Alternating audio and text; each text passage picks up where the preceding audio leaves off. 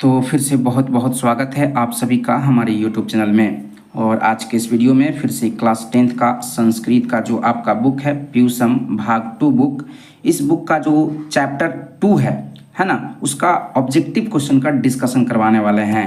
Chapter 1 का जो है डिस्कशन करवा दिए हैं, आप प्लेलिस्ट में जा कर के इस वीडियो को देख लेंगे।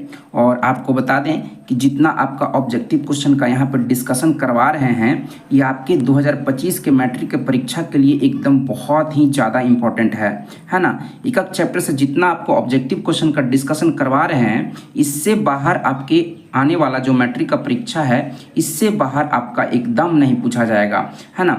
इसमें आपका पाटलिपुत्र वैभवम आज के इस वीडियो में शुरू करेंगे, क्योंकि चैप्टर 1 पढ़ा चुके हैं और चैप्टर 2 है पाटलिपुत्र वैभवम। तो पाटलिपुत्र वैभवम से अब तक के जितने क्वेश्चन पूछे जा चुके हैं या आएंगे, तो इससे बाहर नहीं आएगा आपका 2025 के एग्जाम में। यहाँ पे कुल आपका इस चैप्टर से 50 के आसपास ऑब्जेक्टिव क्वेश्चन करवा देंगे, आप इसको बढ़िया से नोट कर लेंगे। तो आपको हम फुल गारंटी देते हैं कि इस 50 ऑब्जेक्टिव से बाहर आपके इस चैप्टर से नहीं पूछेगा, है ना। जबकि एक चैप्टर से हर एक चैप्टर से 2-4 ही क्वेश्चन रहता है, तो आप 50 कंप्लीट कर लेंगे इस चैप्टर के क्वेश्चन को, तो 2-4 एकदम फिक्स गारंटी है कि एकदम लड़ेगा ही लड़ेगा, ठीक है। यही सब क्वेश्चन रिपीट होते रहता है।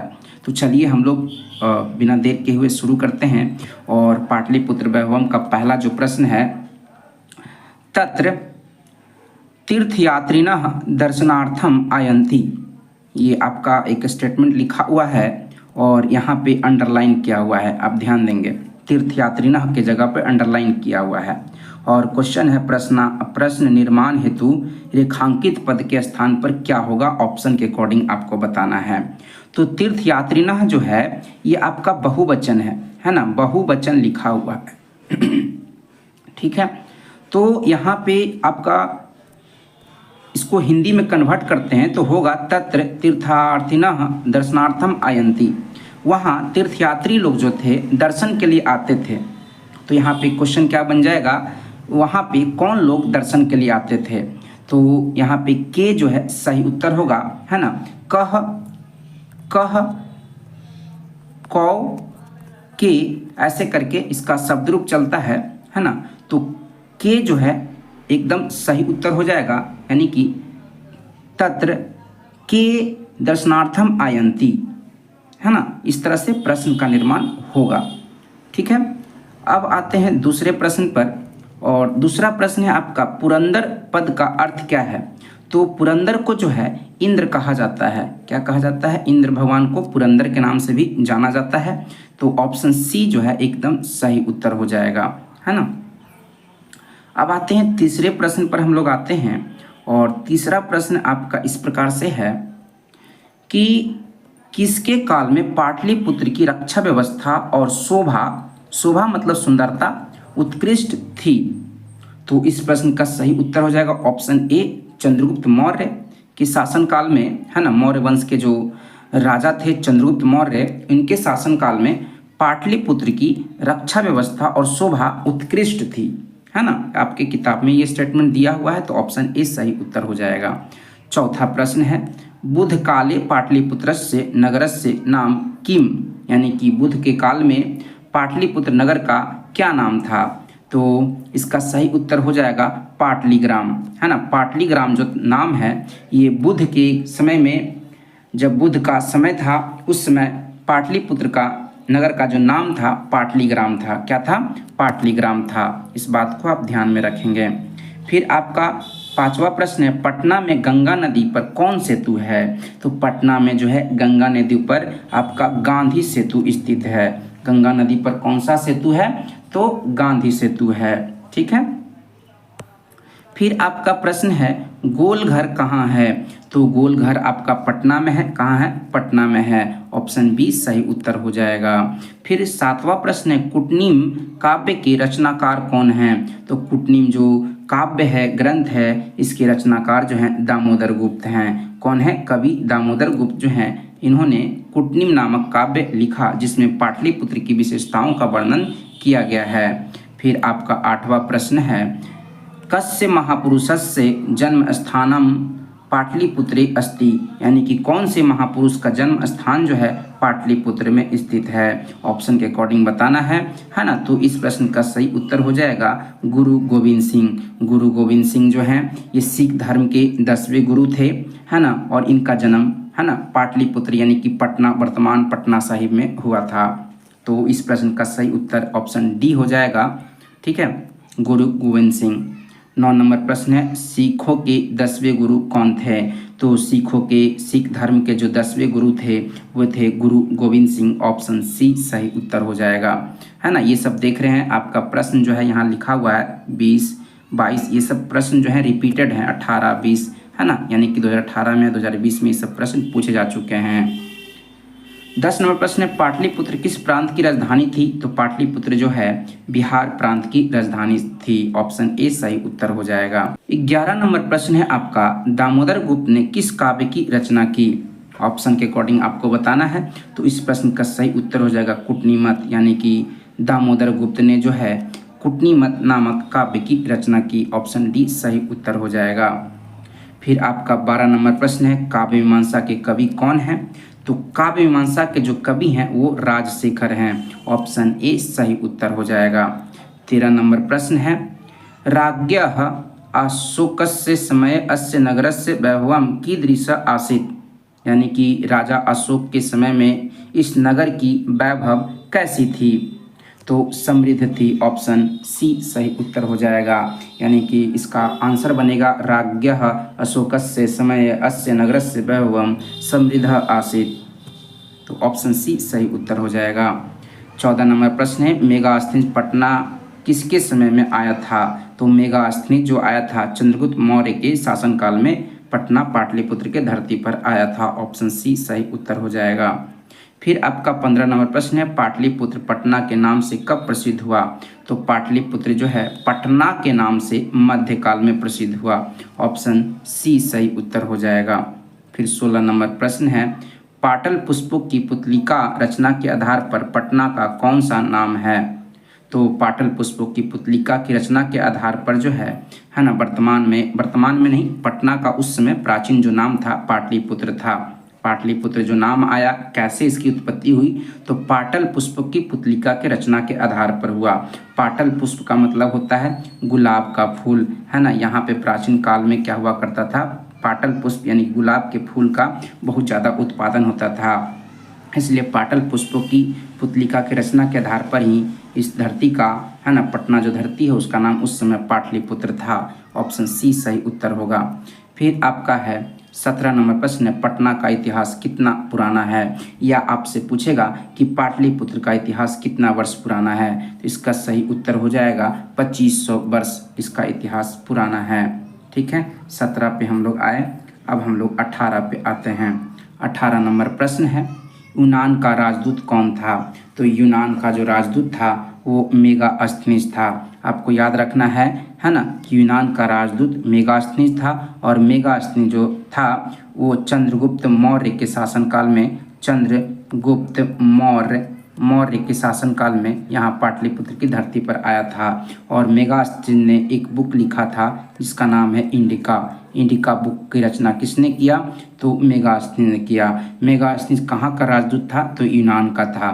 भारत में यानी कि पाटलिपुत्र में किसके शासनकाल में आया। तो चंद्रगुप्त मौर्य के शासनकाल में आया। ठीक है।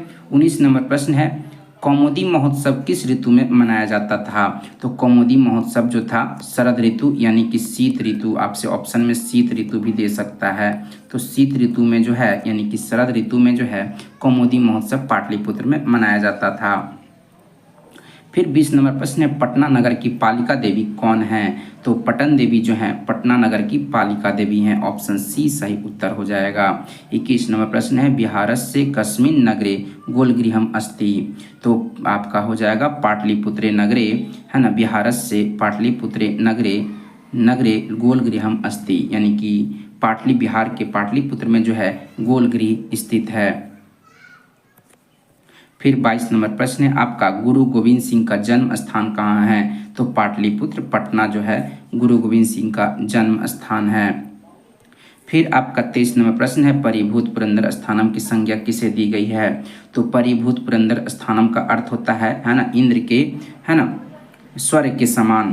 तो इंद्र के स्वर्ग के समान जो है माना जाता है था पाटलिपुत्र नगर को, यानी कि परिभूत पुरंदर स्थानम की संज्ञा जो है पाटलिपुत्र नगर को दिया जाता है। फिर 24 नंबर प्रश्न है आपका, सरस्वती का कुलगृही कौन सा महानगर था?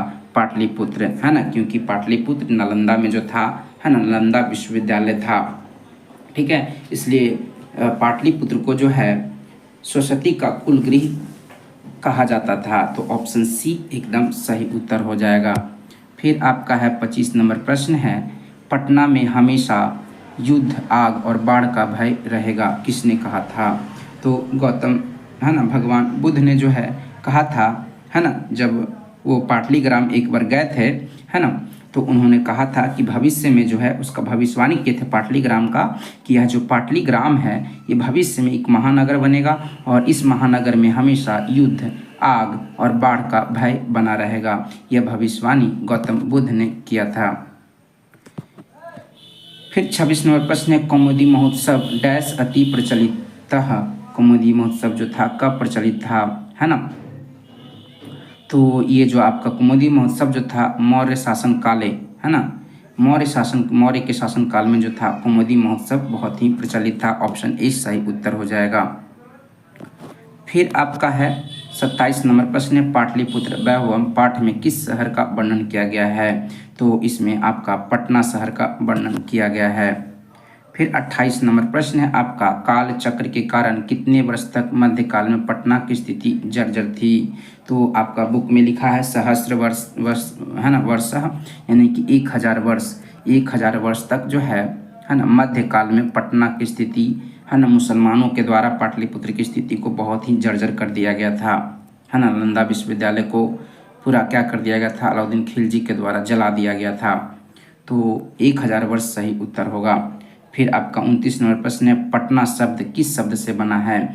तो पटना जो शब्द है ये आपका पतन से बना है, पतन, है ना। आप पाटलिपुत्र बोलेगा, पाटलिपुत्र जो है, पाटलिपुत्र शहर जो है किस, है ना, पाटलिपुत्र नाम किससे उत्पन्न हुआ है? तो ये हो जाएगा पाटल, है ना, पाटल के पुष्प से जो है नाम पड़ा है पाटलिपुत्र, लेकिन पटना का नाम जो है पतन के नाम से पड़ा है। फिर आपका 30 नंबर प्रश्न है, गुरु गोविंद सिंह किस धर्म के गुरु थे? तो ये थे सिख धर्म के 10वें गुरु थे, जिनका जन्म जो है पटना में हुआ था। 31 नंबर प्रश्न है, पाटलिपुत्र किस नदी के किनारे अवस्थित है? तो पाटलिपुत्र जो है गंगा नदी के किनारे अवस्थित है। ऑप्शन ए सही उत्तर हो जाएगा। 32 नंबर प्रश्न है, राजशेखर का प्रमुख काव्य ग्रंथ कौन है? तो राजशेखर का प्रमुख जो काव्य ग्रंथ है उसका नाम है काव्य मीमांसा। ऑप्शन बी जो है एकदम सही उत्तर है। फिर आपका है 33 नंबर प्रश्न है, गुरु गोविंद सिंह का जन्म स्थान किस नाम से प्रसिद्ध है? तो गुरु गोविंद सिंह का जन्म स्थान जो है ना, ये आपका गुरुद्वारा के नाम से प्रसिद्ध है ना। 33 के बाद हम लोग आते हैं 34 पर।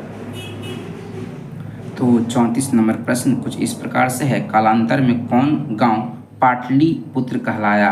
है ना, गांव का अर्थ क्या होता है? ग्राम होता है, ठीक ना। तो पाटल ग्राम, पाटन ग्राम, पाटली ग्राम, है ना, एकदम आपका पाटली ग्राम जो था, है ना, वही आगे चल करके समय के बदलने के बाद पाटली ग्राम कहलाया। तो ऑप्शन सी पाटली एकदम सही उत्तर हो जाएगा 34 का। 35 का है, गुरु, है ना, गोविंद सिंह सिख संप्रदाय से डैश गुरु आसित। तो इसका सही उत्तर हो जाएगा 10, यानी कि गुरु गोविंद सिंह सिख संप्रदाय से 10 गुरु आसित, यानी कि 10वें गुरु थे। ऑप्शन ए सही उत्तर हो जाएगा। 36 नंबर प्रश्न है, मेगास्थनीज कहाँ का राजदूत था? तो मेगास्थनीज यूनान का राजदूत था। फिर आपका है 37 नंबर प्रश्न है, मध्यकाले पाटलिपुत्रम वर्ष सहस्र परिमितः जीर्णतान अनुभवतः रेखांकित पद का प्रश्न निर्माण इनमें से कौन सा होगा? यहाँ पे देखिए रेखांकित किया गया इस शब्द को, और यहाँ पे इसको हटा करके यहाँ पे कोई एक ऐसा ऑप्शन लगाना है जो जिससे क्या हो, ये प्रश्न का बन जाए। तो मध्यकाले यानी कि कब जो है पाटलिपुत्र जो है 1000 वर्ष तक क्या हो गया था? जीर्ण शीर्ण रहा था। तो कब? कब का अर्थ क्या होता है, ये संस्कृत में कदा। तो कदा यहाँ पे मध्यकाल की जगह कदा भराएगा। कदा पाटलिपुत्रम वर्ष सहस्र परिमितः जीर्णता अनुभवतः, ये सही उत्तर कदा हो जाएगा, यानी कि कब। 39 नंबर प्रश्न है आपका, फाहियान यानी कि चीन के रहने वाले थे फाहियान, भारत किसके शासन में आया था, शासनकाल में आया था। तो इस प्रश्न का सही उत्तर हो जाएगा गुप्त वंश, है ना। गुप्त वंश और मौर्य वंश अलग अलग वंश था। तो फाहियान जो आया था चीन से, है ना, पाटलिपुत्र, ये गुप्त वंश के शासनकाल में आया था। ऑप्शन ए सही उत्तर हो जाएगा। फिर आपका 40 नंबर प्रश्न है, वैनसांग कब आया था। तो वैनसांग जो है ना, वर्धन वंश के समय में आया था। वर्धन वंश या हर्षवर्धन के शासनकाल में, राजा जो था वर्धन वंश का जो राजा था हर्षवर्धन था, उसके शासनकाल में वैनसांग भारत आया था। और वैनसांग भी चीनी यात्री ही था। तो 41 नंबर प्रश्न है, यह ग्राम महानगर होगा और अग्निदाह एवं बाढ़ से हमेशा घिरा रहेगा, किसने कहा था। तो ये बुद्ध ने कहा था। ऑप्शन ए सही उत्तर हो जाएगा। 42 नंबर प्रश्न है, किस काल में पाटलिपुत्र की शोभा एवं व्यवस्था अत्यंत उत्कृष्ट थी। तो इसका सही उत्तर हो जाएगा, है ना, मौर्य काल में। मौर्य काल में जो था पाटलिपुत्र की शोभा एवं रक्षा व्यवस्था, यहाँ रक्षा छूट गया है ऊपर में, है ना, रक्षा व्यवस्था अत्यंत उत्कृष्ट था मौर्य के शासनकाल में। फिर आपका है 43 नंबर प्रश्न है, पतंजलि महर्षि कृत का मतलब रचना, है ना, कृत का मतलब रचना, है ना, कौन सा, या ग्रंथ कह सकते हैं या किताब कह सकते हैं या पुस्तक कह सकते हैं। तो पतंजलि ने जो है महाभाष्य नामक ग्रंथ की रचना किया। ऑप्शन ए सही उत्तर हो जाएगा। 44 नंबर प्रश्न, नगर का समुद्धार कब हुआ था। तो नगर का समुद्धार जो है फिर से मुगल काल में हुआ था। कब हुआ था, मुगल काल में, ठीक है। मध्यकाल में तो ये 1000 वर्ष तक पूरा टूटा फूटा रहा। फिर मुगल काल जब आया, है ना, 1526 में पानीपत का जो युद्ध हुआ, मुगल वंश का स्थापना हुआ, उसके बाद पाटलिपुत्र नगर का थोड़ा थोड़ा उद्धार होना चालू हुआ। फिर आपका 45 नंबर प्रश्न है, व्याकरण की रचनाकार किसने की। तो व्याकरण के जो रचनाकार हैं ये पाणिनि हैं। कौन है, संस्कृत व्याकरण के रचनाकार जो हैं पाणिनि हैं। ऑप्शन ए सही उत्तर होगा। 46 नंबर प्रश्न है, पाटलिपुत्र में स्थित है। तो पाटलिपुत्र में आपका महावीर मंदिर है, तारामंडल है, जैविकोद्यानम, मौर्यकालिक अवशेष, ये सभी चीज़ हैं। तो ऑप्शन डी एकदम सही उत्तर हो जाएगा। फिर आपका है, कौमुदी महोत्सव आज से किस पूजा के नाम से समान होता था। तो कौमुदी महोत्सव जो है दुर्गा पूजा के समान मनाया जाता था। ऑप्शन बी सही उत्तर हो जाएगा। फिर आपका 48 नंबर प्रश्न, इंडिका किसकी पुस्तक है। तो आपको शुरू में ही बताया, इंडिका नामक जो पुस्तक है उसके रचनाकार जो हैं मेगास्थनीज हैं। और मेगास्थनीज यूनान के राजदूत थे, है ना। और ये चंद्रगुप्त मौर्य के शासनकाल में चंद्रगुप्त मौर्य के शासनकाल में पाटलिपुत्र के धरती पर आए थे, ठीक है। अब हम लोग का और कुछ प्रश्न है। 49 नंबर प्रश्न है, मुद्रा राक्षस ग्रंथ में किस शहर की प्राचीनता का संकेत है। तो मुद्रा राक्षस ग्रंथ जो है इसमें पाटलिपुत्र शहर की प्राचीनता का उल्लेख मिलता है या संकेत मिलता है। 50 नंबर प्रश्न, विद्वानों ने पृथ्वी का तिलक किसे कहा है। विद्वानों ने पृथ्वी का तिलक जो है पाटलिपुत्र को कहा है। ऑप्शन बी एकदम सही उत्तर हो जाएगा।